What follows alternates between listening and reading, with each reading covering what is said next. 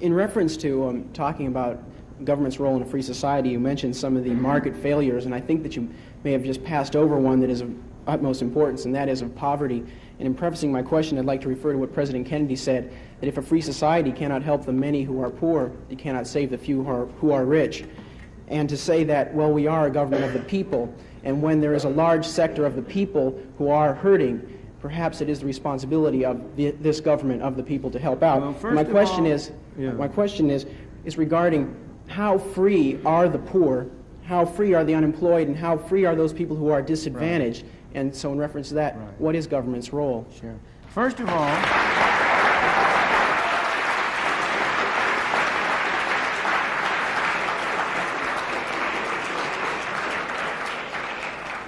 I'm glad to see one vote for the poor. First of all, the government doesn't have any responsibility. People have responsibility. This building doesn't have responsibility. You and I have responsibility. People have responsibility. Second, the question is, how can we as people exercise our responsibility toward our fellow man most effectively? That's the problem. So far as poverty is concerned, there has never in history been a more effective machine for eliminating poverty than the free enterprise system and the free market. The period in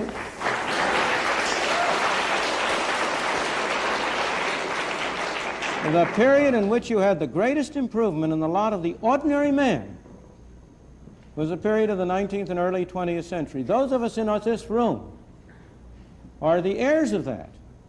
We benefited from the way in which our parents and our grandparents were able to come here. And by virtue of the freedom that was offered to them, were able to make a better life for themselves and them and us.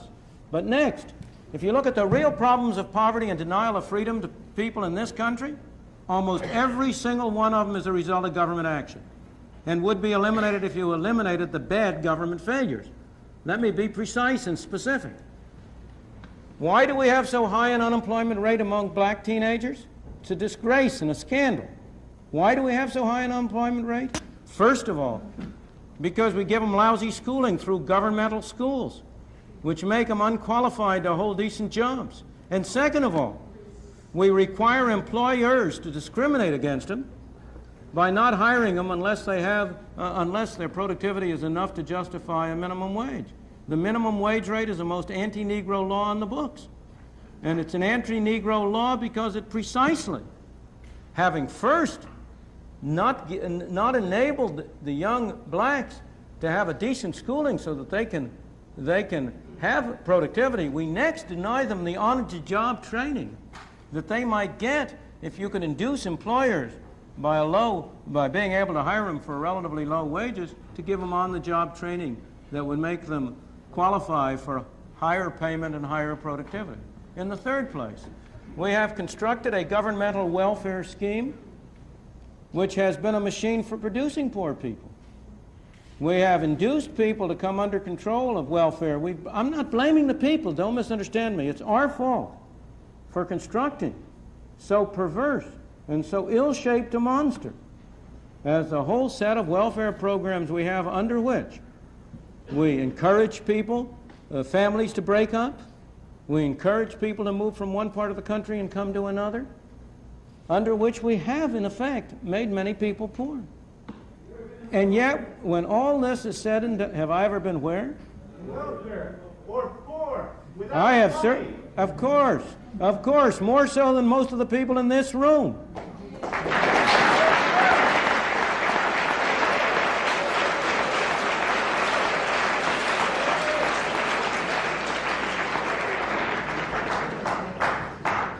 How many of you have worked a 12-hour day and gotten paid 78 cents? But let me go back to but you know that's all irrelevant.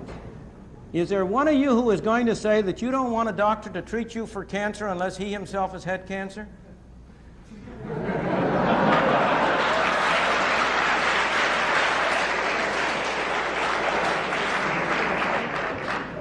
I could go down the line.